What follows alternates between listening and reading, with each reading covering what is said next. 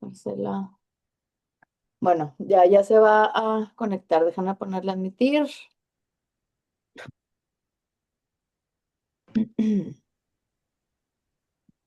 Déjame aclararla.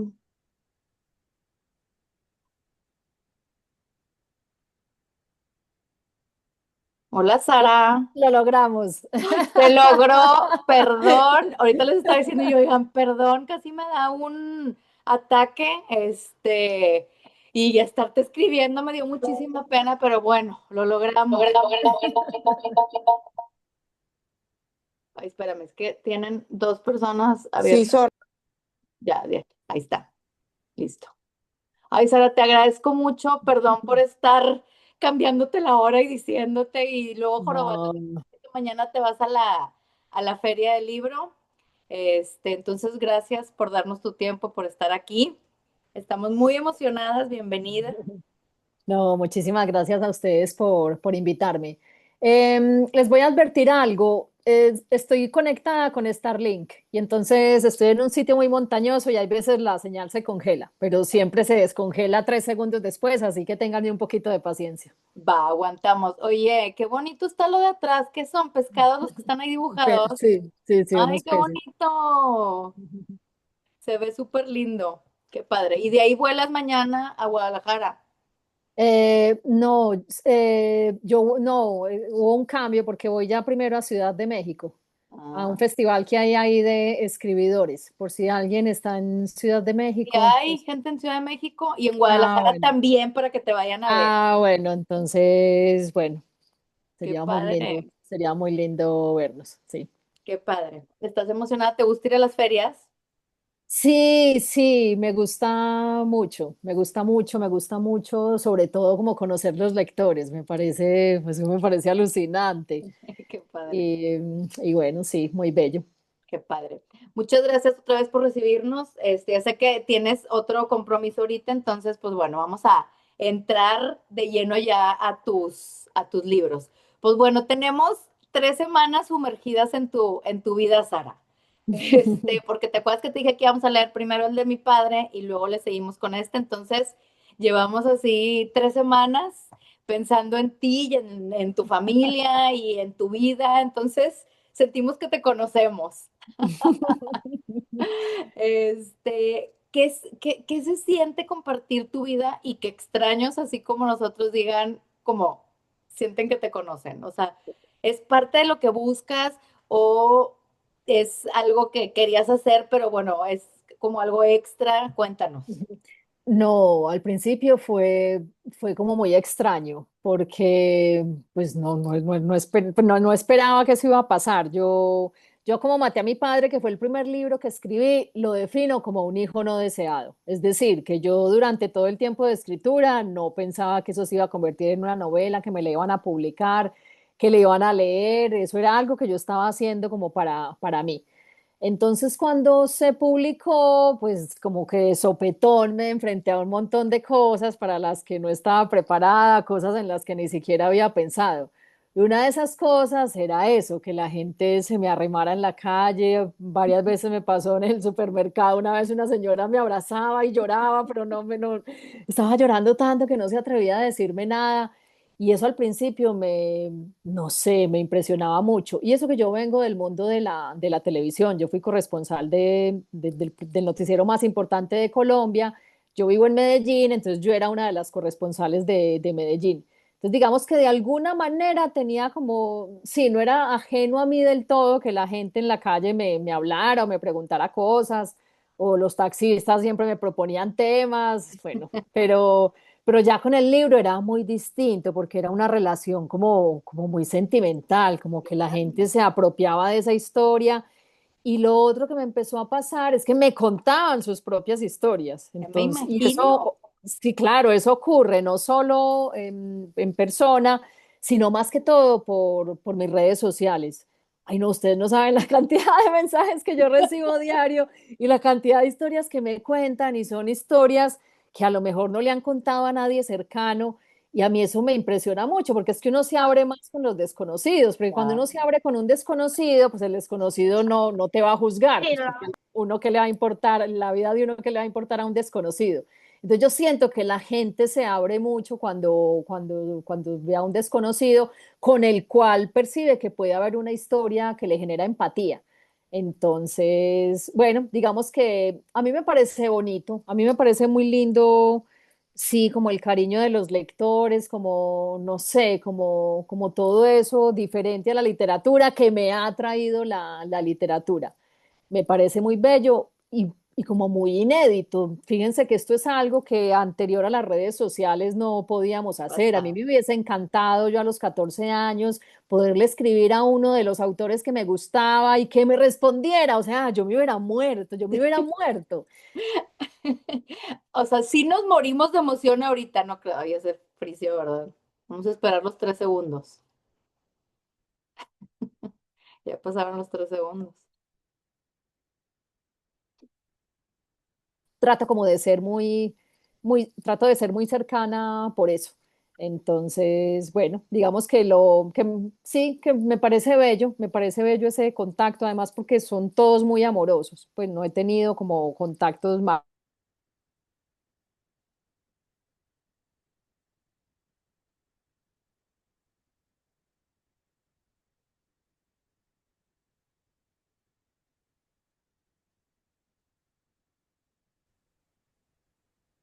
Ay, volví. Sí, te trabaste poquito. Sí. Pero sí, sí más o menos, sí más o menos alcanzamos a escuchar todo. Me encantó eso que dijiste de que a los 14 años hubiera estado maravilloso que te contestara tu autor. Mm. Y, o sea, sí, estoy de acuerdo, pero aún a los 40 que nos conteste Sara, de verdad es, o sea, es maravilloso. Si hubiera estado más padre a lo de teenager, pero de verdad, aún de adulto, sigue siendo algo espectacular. Entonces, qué padre que te tomas el tiempo de platicar con la gente, de hacer estos Zooms, porque de verdad sí nos acerca a ustedes, nos hace verlos, porque la verdad es que pues tenemos a nuestros autores favoritos como en un pedestal. Entonces, poder platicar con ellos, pues te hace sentirlos como humanos y te hace sentir cercano. Entonces, qué padre que te tomas el tiempo de hacer estas cosas. Nos hace muy felices. Y sí puedo entender que la gente te platique sus historias, porque aquí mismo y en el contexto, digo, México también es un país, como casi toda Latinoamérica, en donde hay mucho crimen organizado, mucha violencia, muchos de esos temas. Entonces, todos nos conectamos con eso, porque todos tenemos una historia cercana como la tuya y no sé qué tanto puedas, o sea, sientas todavía que puedas platicar de eso o todavía no, pero eso que te pasó pasa mucho. Aquí hubo varias historias que pasaron así. Entonces, pues te conecta como con esos sentimientos humanos de el dolor, la pérdida, la ausencia, el vivir en un país en donde te tienes que estar cuidando todo el tiempo, en donde a veces las mujeres no podemos salir solas o tienes que regresar temprano a tu casa. Entonces, pues nos hace sentirnos como conectados. A lo mejor no en cosas tan padres porque sí es como un tema muy violento, pero sí conectados como humanos, ¿no? Y eso en la literatura, que aparte tu historia es muy personal, de verdad mucha gente aquí, al que ahorita van a poder platicar contigo, les tocó en el tema de la ausencia porque lo escribes de una manera espectacular. Tus frases, o sea, subrayamos medio libro que era como, pues ya mejor lo subrayo todo porque tienes una manera tan elocuente de decir, no sé, a lo mejor el mismo tema de la ausencia, que te acostumbras a la ausencia, pero lo dices de tantas formas diferentes que decíamos, es que subrayamos todo, está hablando del mismo tema, pero con tantas frases tan diferentes, así piensas, así escribes, lo editaste mucho, cuéntanos cómo estuvo ese proceso. Ujú. Mira, con respecto a la primera parte que dijiste, nada más ayer casualmente me escribió un muchacho de México que había leído Como maté a mi padre. Y lo que él me decía, bueno, a raíz del libro se puso como a ir a algunos podcasts en los que yo había participado y oyó alguno en donde yo decía que aquí en Colombia a todos nos ha tocado la violencia de alguna manera. Todos podemos decir que conocemos a alguien o que en la familia nos han matado a alguien o que nos secuestraron a alguien o que desaparecieron a alguien, sobre todo pues en esa época de los 90 que fue tan cruenta. Entonces una de las cosas que él me decía era que a él le quedó resonando eso de a todos nos han alguien y en un momento dado dijo, a mí esto me quedó resonando, porque es que aquí en México pasa lo mismo, a todos nos han matado a alguien, nos han desaparecido a alguien, todos nos sentimos supremamente inseguros. Y ese libro que parece tan del pasado, porque es una historia de hace 30 años, resulta que sigue estando vigente, que son cosas que no Sí. solo siguen pasando, y no solo vigentes, sino también como que extendido por fuera de Colombia, porque es la misma situación que están viviendo ustedes. Y entonces yo creo que eso le da como mucha universalidad a la Eso. historia, exacto, saber que todos nos podemos encontrar ahí, que tenemos las mismas preocupaciones, ay, que vemos el mismo tipo de noticias y siempre por dentro estamos pensando que no, que el siguiente no sea mi familia, que el siguiente no sea yo. Eso es una forma de vivir como de mucha zozobra. Em, para responder a la pregunta de cómo surgió, mira, como cuando yo empecé a escribir ese libro, como mi mayor miedo era que yo pensaba que tenía muy poquitos recuerdos, porque esa Medellín, o sea, Colombia sigue siendo un país muy violento, pero es que en comparación con los 90, ay, como que Sí, parece sientes que que estás en el ahora sí, paraíso como ya. que, claro, es que la gente me pregunta, pero ¿cómo está Colombia ahora? Y yo digo, pues que no me lo pregunten a alguien que creció en los 90, porque por comparación nos va a parecer que es un paraíso Maravilloso. hoy en día. Pues porque de verdad nos tocó la peor época del país. Yo no creo que nunca vuelva a haber una época tan sangrienta como esa. Pero resulta que a mí esa época me agarró en mis finales de mi niñez y parte de mi adolescencia. Por lo tanto, yo tenía como recuerdos limitados, recuerdos borrados. Cuando uno vive la historia como tan trágicamente, pues el cerebro para, no sé, para protegerse, a lo mejor tiende a eliminar ciertas cosas, a eliminar ciertos recuerdos. Bueno, finalmente el cerebro nos quiere proteger y no ponernos tan a la vista esas cosas que nos duelen. Entonces yo pensaba pues que yo no me iba como a acordar de nada, que yo cómo iba a escribir esos textos que yo quería escribir. Pensaba que tenía muy poquitos recuerdos del papá, porque cuando a él lo mataron yo tenía 11 años y bueno, uno de los primeros, teniendo en cuenta que los primeros años de la vida uno no tiene tantos recuerdos, entonces Claro. mis años de recuerdos estaban supremamente limitados. Entonces yo pensaba que no iba a tener como material suficiente. Y esa es una de las razones incluso por las que pensaba que no iba a hacer una novela con eso, porque yo decía, ¿de qué? ¿Yo de qué voy a Que escribir? Y ay, para mí fue una sorpresa tan grande porque fue como empezar a escribir y darme cuenta de que todo estaba dentro de mí. Lo que pasa es que lo tenía escondido y lo tenía escondido porque no lo quería ver y no lo quería ver porque me dolía.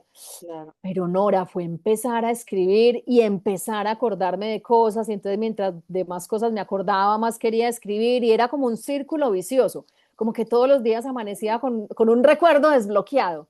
Y eso me hacía dar muchas ganas de avanzar y de ponerlo en el papel para que no se me olvidara. Entonces fue un proceso, sí, fue como muy extraño. Yo en ese momento estaba viviendo en Madrid, vivía sola por primera vez en mi vida, pues porque me había ido justo para escribir. Yo pasé de vivir en la casa familiar a vivir con mi novio, es decir, que yo sola nunca había vivido. Y de repente me encuentro en esa casa sola, escribiendo ese tema y llorando como yo nunca había llorado en mi vida, ni siquiera a los 11 años cuando mataron al papá, yo había llorado tanto como cuando escribí el libro. Y eso me llevó como a pensar que yo no había hecho el duelo bien, ¿sabes?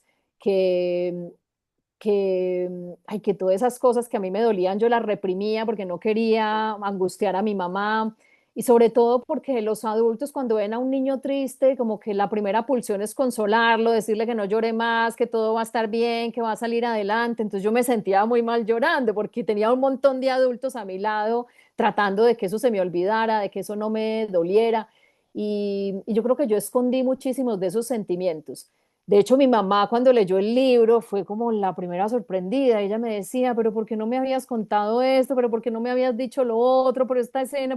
Y ella lloraba pensando en todas las cosas que yo no le Claro. había dicho y que me habían dolido. Yo le decía, no, pues es que no, nadie me dejaba llorar, nadie me dejaba decir nada. Pero ay, yo creo que la gran desquitada fue el libro. Fue muy triste, fue muy doloroso. Ay, pero yo me alegro tanto de haberlo escrito, Nora, porque ay, todo ese dolor ya como que siento que se exorcizó. Y me parece muy bonito que que la literatura sirva para eso, que a mí al principio, sabes, cuando yo empecé la promoción del libro, siempre me preguntaban mucho, ay, ¿el libro fue catártico o el libro fue liberador? Y a mí me daba rabia esa pregunta, porque yo decía, no, qué catarsis, ni qué liberación, yo estoy haciendo literatura. Y yo pues yo pensaba que la literatura reñía con ese concepto de sanar, de liberar, a mí eso me parecía que era como de autoayuda. Entonces la pregunta me ofendía mucho al principio. Pero, ay, pero sabes, yo después de dar tantas entrevistas y de ver que en las primeras siempre me ponía a llorar y mientras más entrevistas hacía, mientras más clubes de lectura iba, cada vez me sentía más fuerte, cada vez me sentía como más claridad frente al tema, más claridad frente a mis sentimientos e incluso cosas que antes me dolían dejaron de dolerme, las tenía ya como muy integradas y como muy asimiladas. Ay, no, yo hoy en día te digo, con estos años de por medio, con 4 novelas escritas, yo que me las doy de novelista de literatura, y tengo que decir que sí, que la literatura también puede ser sanadora y que la literatura también puede ser catártica. Y lo digo con toda la humildad del mundo, porque genuinamente como que lo vi en mí. Y de hecho me parece muy bella la idea de que la literatura nos sirva para esas cosas. Pero aparte, qué bonito, porque te sirvió a ti como básicamente terapia, ¿estás de acuerdo? Pero a los que te leemos también, Sara. Y eso Mm. es como lo que dices, lo bonito de la literatura. Y me dio risa lo que dijiste de autoayuda, porque yo siempre les digo, se ríen de mí, pues les digo, si a mí me pusieran a leer un libro de autoayuda, prefiero no volver a leer nada en mi vida. O sea, odio la autoayuda, entiendo como esa versión, porque yo soy igual, pero, o sea, sin verlo como autoayuda, la verdad es que sí te ayuda a sanar, te ayuda a ver algunas cosas. A mí me pasó mucho con tu segundo, o sea, con el segundo que leímos en el tema, porque yo decía, es que qué manera como de autoconocerte. Tú, hay unas frases que yo decía, güey, claro, o sea, estás poniendo en palabras algo que como que yo sé, pero no lo sé expresar. Entonces, no solo te ayuda como a ti como escritora a trabajar y a sanar y a ver, sino a nosotros como lectores. Y qué manera tan padre como de trascender, ¿no? Aunque se oiga muy de autoayuda, pero qué padre poder ayudar a otra gente como a ver su dolor o algún tema que tenía pues como oculto, ¿no? Entonces, qué padre, aunque suene autoayuda, pero ni Pero modo. es que, Nora, ¿sabes qué? Yo me he reconciliado con ese concepto de autoayuda, porque de verdad yo siento que yo las cosas más importantes y que más a mí me han servido en la vida, me las ha dado la literatura. Entonces yo creo en que la literatura puede ser autoayuda. Lo que cambia entre un libro de literatura y un libro de autoayuda es la forma como está escrito. La autoayuda tiende a darte todo masticado, como si tú no pudieras deducir ni sacar tus propias conclusiones, tiende a darte todo, la conclusión, la reflexión, lo que debes pensar, lo que debes hacer, tiende a darte la receta. En cambio, la literatura sugiere lo contrario, la literatura deja las cosas muy sugeridas para que tú hagas todas esas reflexiones, para que tú bucees tan hondo como quieras llegar, porque un texto literario eso es lo que tiene mucha hondura y cada lector verá hasta dónde llega, pero en el fondo, si uno se pone a ver bien, las dos cosas, la autoayuda y la literatura, ayudan a entender la vida, ayudan a empatizar con los demás, ayudan a conocer otros puntos de vista. Ay, no sé, sí, yo con ese término me he reconciliado.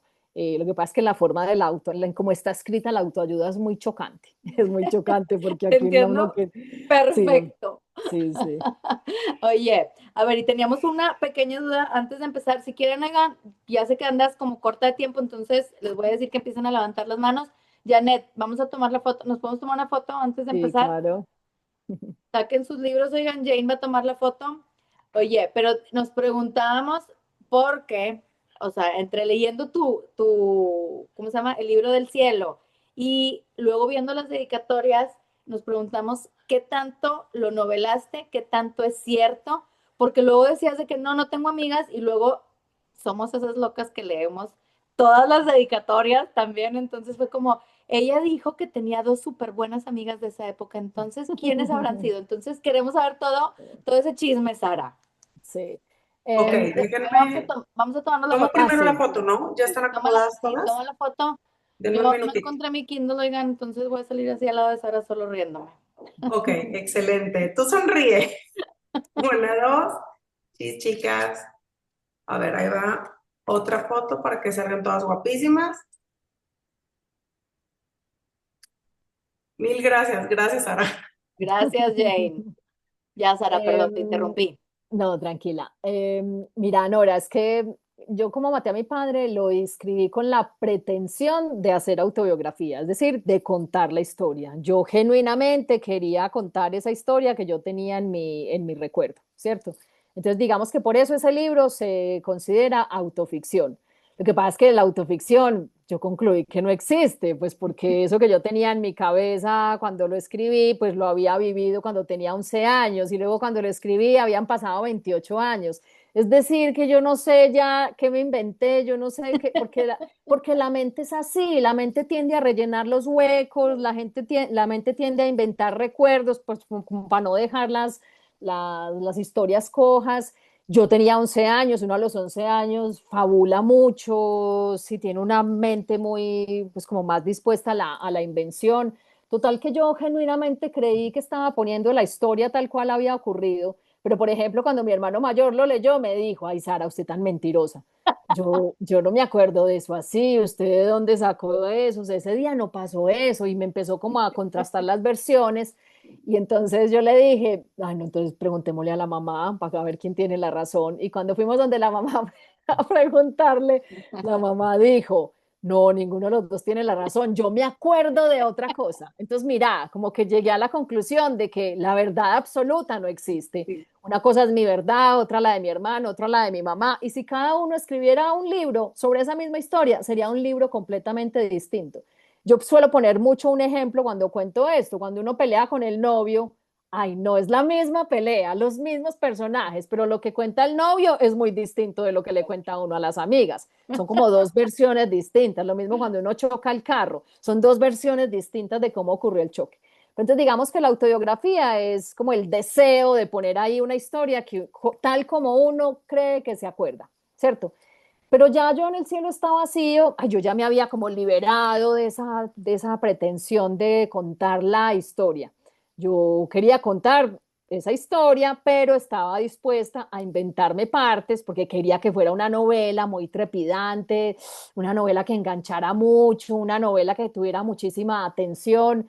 Entonces era muy consciente de que para lograr eso iba a tener que inventarme cosas y me pareció espectacular hacer autoficción. Ya esta novela se considera dentro de la autoficción.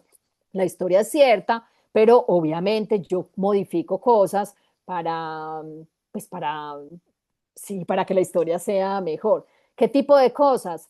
Eh, muchas. Por ejemplo, hay personajes que Amo. son inventados. Por ejemplo, Milton. Milton es una invención, Apenas te pero iba a decir que Milton no se ha inventado porque es mi personaje favorito. todo el mundo está enamorado de Milton. Lo amo. Todo el mundo lo ama, pero mira, es una invención, pero parte de la vida real. A mí es verdad que en Londres me intentaron atracar y entonces cuando yo sentí el acento dije, parce, este man es de Medellín. Y entonces saqué mi acento más paisa y le dije, no, hombre, no seas huevón, anda a atacar a una inglesa, ¿cómo me vas a atracar a mí? Entonces, pero ahí quedó la cosa, pero yo me quedé pensando en ese personaje, entonces le di continuidad dentro de la ficción. Por ejemplo, el tema de las amigas. Yo en Londres no estuve tan sola. Yo tenía amigas, por supuesto, pero yo necesitaba que la protagonista estuviera muy sola para que se entendiera toda esa, cómo se apegó al inglés y por qué aceptó estar en esa relación tan desigual. El, ¿Ya todas acabaron ese libro? Todas, ya. Bueno, el inglés, por ejemplo, no tenía hijo. El inglés no Ah, tenía hijo, pero yo buscando un final alternativo, pues porque es que estaba muy embalada con el final, porque yo dije, juepucha, yo tengo como las opciones de final muy limitadas, o lo ve o no lo ve, y si lo ve, le gusta o no le gusta. Y yo no le voy a dar al lector el gusto de que se pille un final tan predecible. Entonces, después de pensarle mucho, llegué al final ese que finalmente encontré, pero entonces eso me significaba inventarme un hijo. Entonces me devolví y metí las partecitas donde el hijo estaba mencionado. Entonces, pero ese digamos que final eso, está sí, maravilloso, Sara. A mí me encantó de que o sea, como el sorprenderte de, uy, ¿qué pedo? Está igualito. Y pues no, no era. Entonces a mí me pareció genial ese final que le Sí. diste. Aunque no haya sido, o sea, aunque haya sido parte de tu autoficción, estuvo Sí, muy bien pero logrado. mire, ¿sabe qué, Nora? Yo ese final, ustedes no me van a creer, yo ese final lo saqué de un sueño. Yo Wow. durante la escritura de la novela me di cuenta de que estaba como soñando mucho con el inglés, lo cual era normal, porque llevaba 20 años sin pensar en él y de repente estuve 3 años pensando en él todos los días, porque eso fue lo que me demoré escribiendo la novela. Y entonces yo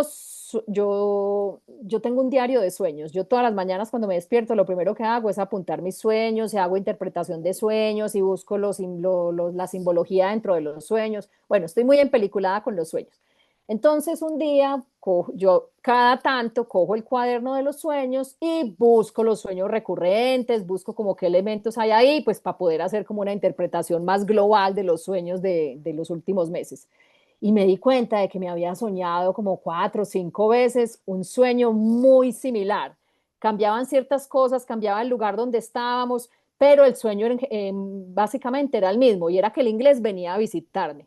Y cuando el inglés venía a visitarme, a mí me sorprendía porque siempre estaba joven, o sea, estaba igual que como yo lo había conocido. Esa era la primera particularidad. Yo seguía siendo yo con la edad que tengo hoy, pero él no, él seguía estando como Dito. congelado en el tiempo.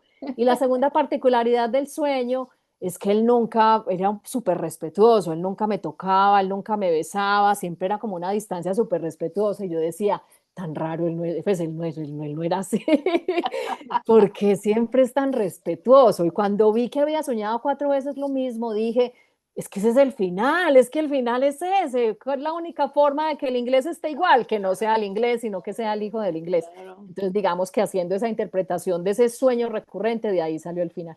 Ay, pero qué padre, está mucho mejor la historia de cómo lo cuentas, el final de cómo surgió, está increíble.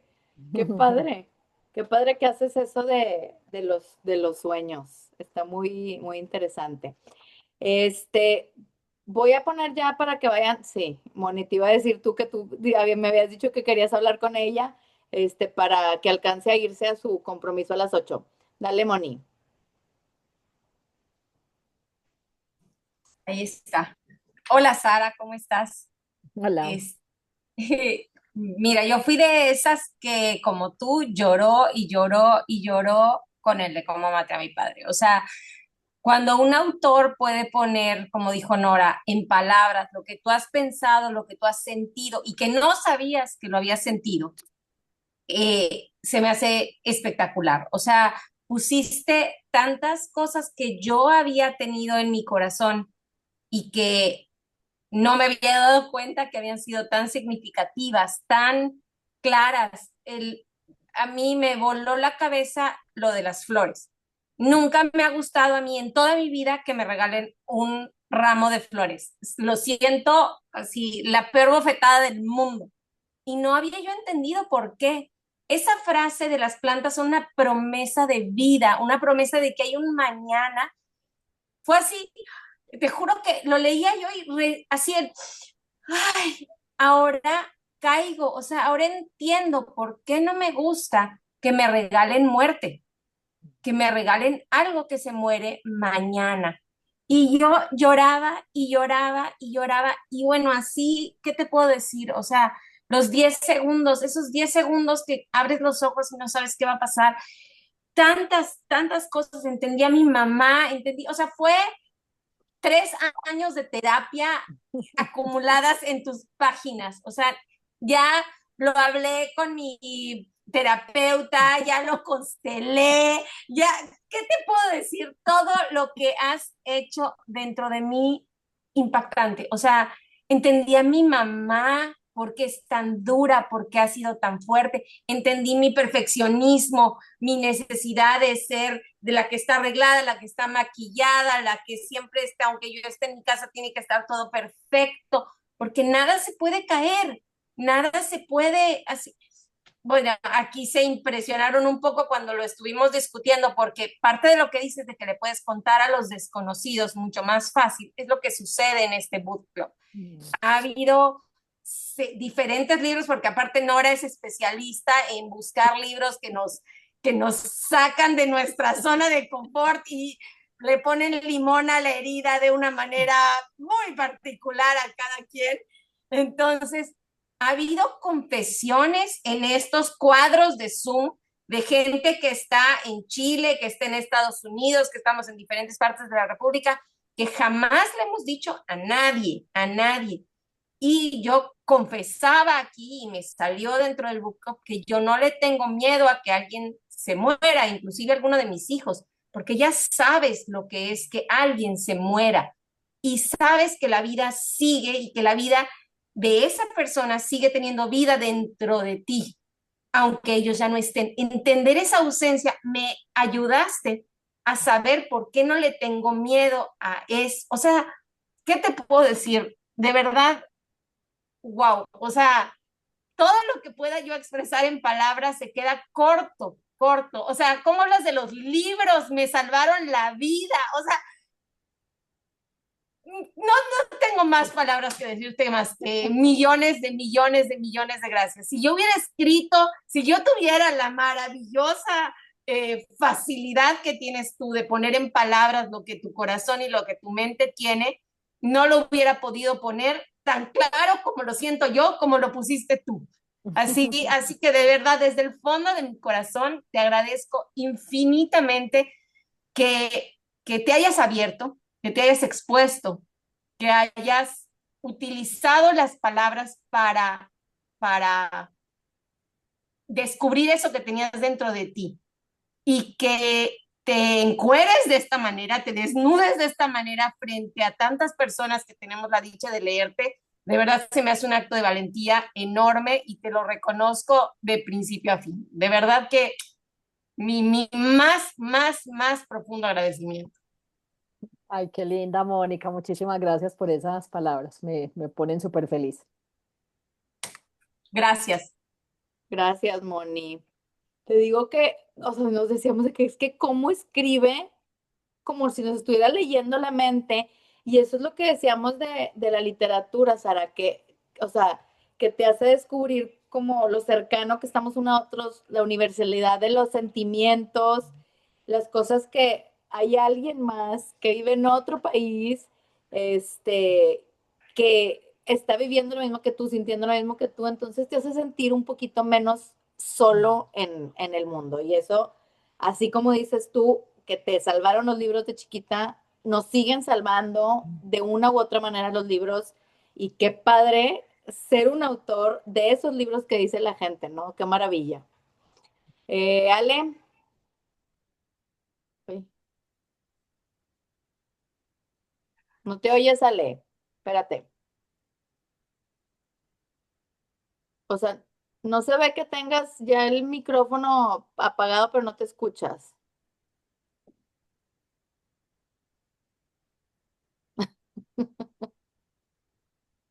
No, no sé.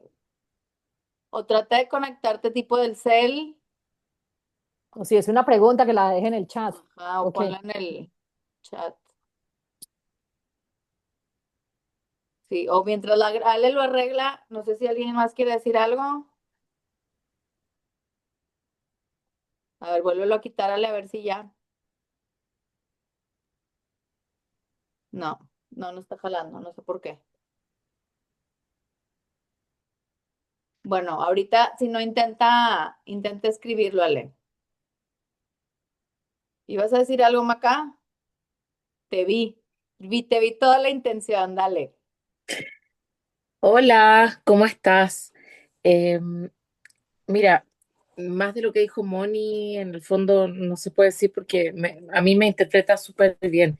Yo tengo, sin embargo, otra pregunta que me dio vuelta, sobre todo con el primer libro, y es, ¿cómo fue recibido dentro de Colombia este libro?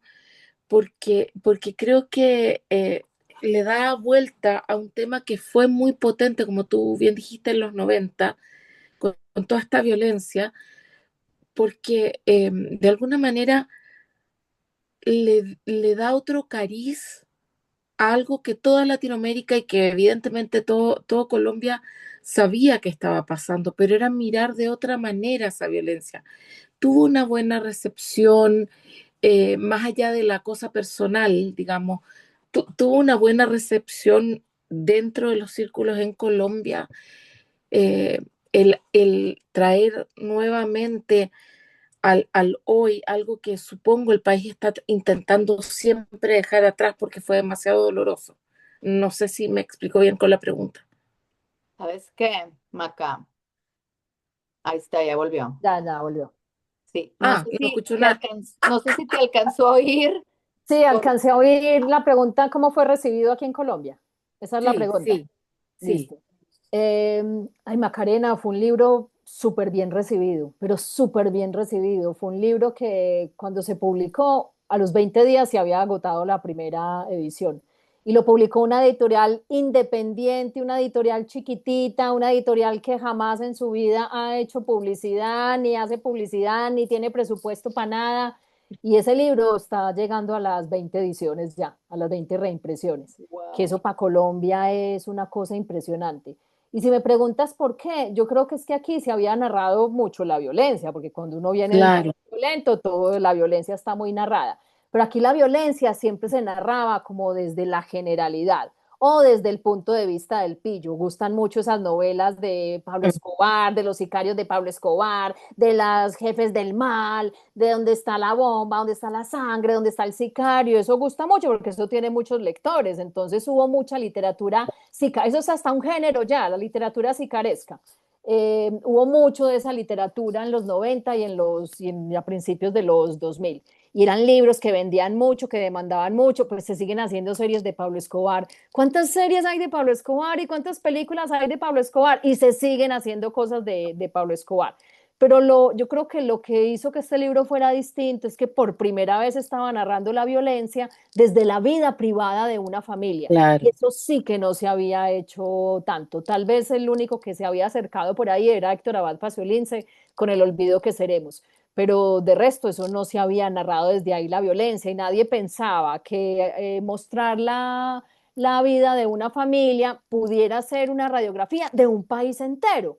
Entonces, claro, Exacto. cuando yo ahí Sí, pongo mi historia, que parece que es mi historia mía, pero la gente la lee y dice, esto me pasó a mí también me mataron al papá, a mí también no sé qué, a mí también no sé cuánto, entonces resultó que no era una historia mía, que la historia de mi familia era la historia de muchas familias del país. Entonces yo creo que esa es una de las razones por la que el libro ha tenido como tanta resonancia aquí.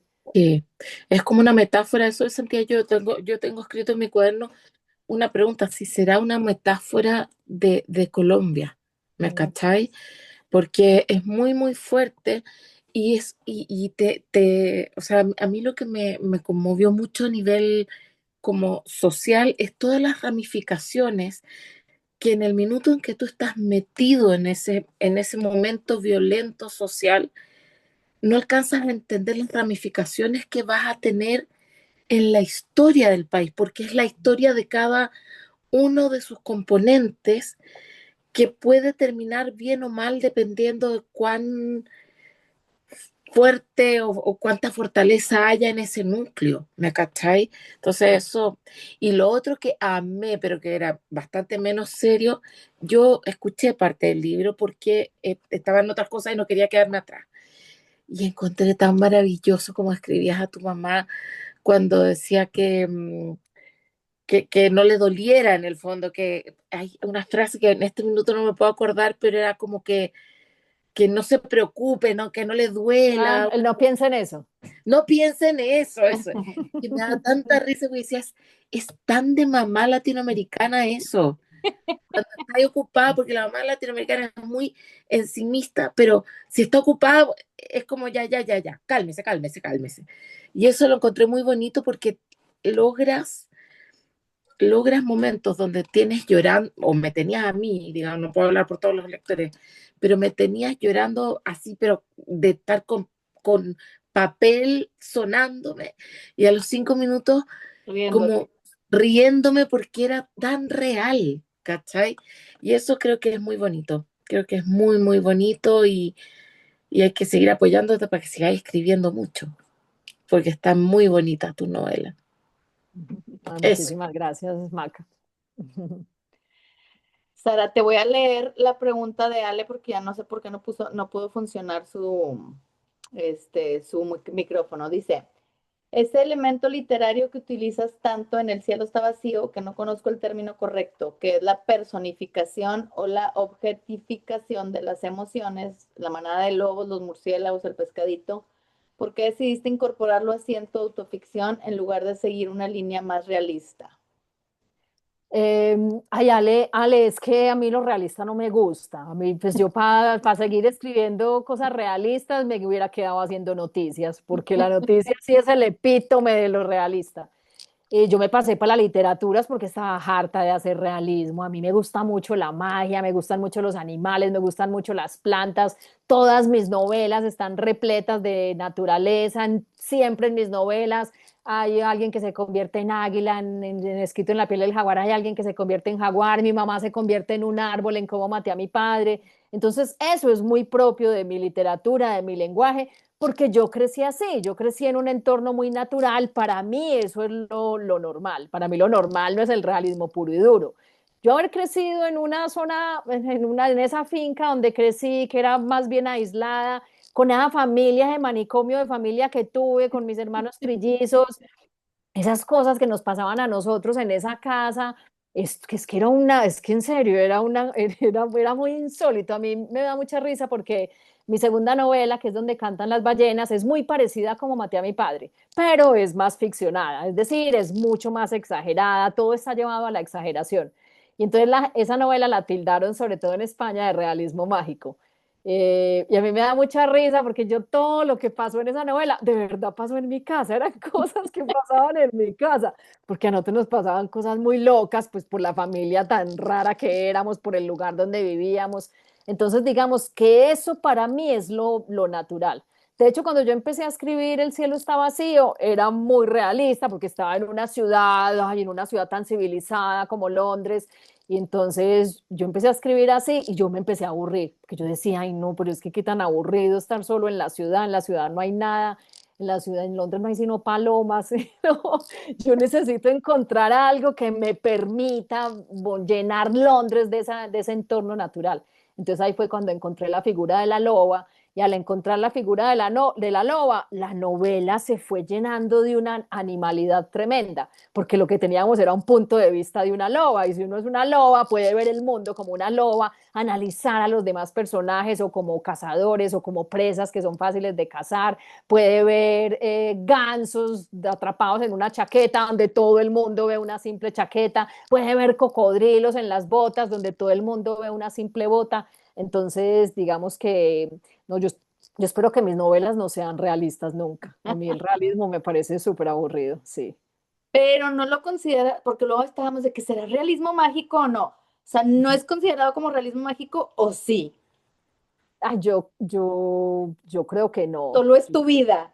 Sí, pues es que no, a ver, yo creo que es algo realista, pero con toques mágicos, porque sí que me gustan esos toques mágicos. Pero es que yo no pongo la magia como por artificio, sino porque a mí me gusta ver la magia en las cosas, a mí me gusta, es como una posición de vida. Si uno quiere ver magia, encuentra Claro. magia, como ese poema de Mary Oliver tan bonito que dice, si uno quiere ver un ángel, pues tiene que estar dispuesto a ver ángel y lo se va a empezar a ver por todas partes. Es como una disposición, cada quien ve lo que quiere ver. A mí me gusta mucho la magia y me gusta ver todo lo que me rodea con ojos de magia, con ojos de asombro, que en el fondo son ojos de niña, como De yo niña. me cuido mucho de conservar la capacidad de asombro, de que las cosas me sigan asombrando. Y Qué es algo bonito. sí, sí, y es algo que yo creo que todos deberíamos Mantener. intentar. Sí. Oye, pero aparte, ¿sabes qué? Siento que sí es como muy parte de tu vida. Ahorita estabas hablando y estaba volando un pájaro o no Un sé qué era. murciélago. O sea, hasta escribieron en el chat. Yo también lo vi y dije, ¿qué es eso? Y luego alguien escribió, dije, lo aluciné. Y luego alguien dijo, dije, claro, o sea, queda perfecto con lo que leímos de ti, Sara, así como cosas rarísimas.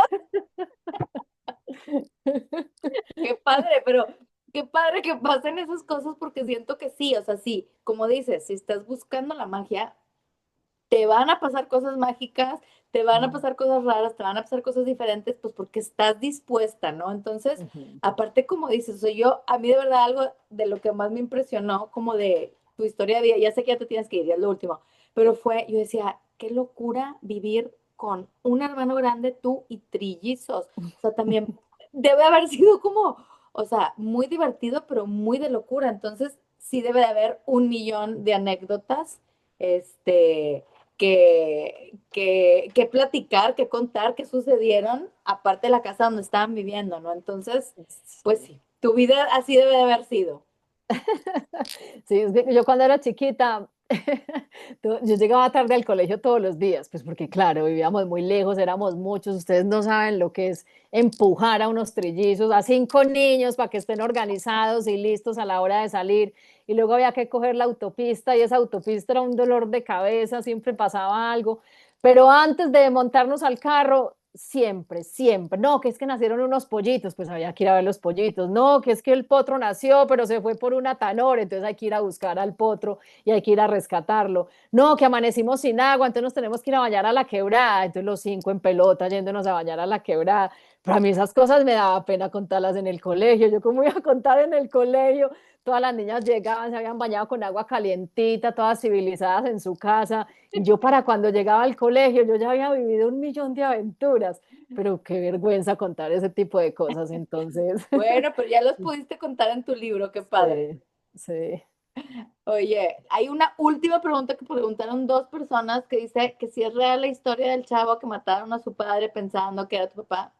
Ay, no, Sara, Sí, qué sí, horror. sí, eso ocurrió y eso, cuando yo escribí el libro, ese muchacho me había contactado no hacía mucho tiempo. Ay, a mí eso me impactó tanto que yo nunca se lo conté a nadie, pues se lo conté a mi novio, pues como por supervivencia, porque le dije, voy a mirar lo que me está pasando, yo tengo mucha curiosidad, yo voy a ir a hablar con él, voy a estar en tal parte, si no he llegado a tal hora, va Me por mí. buscas.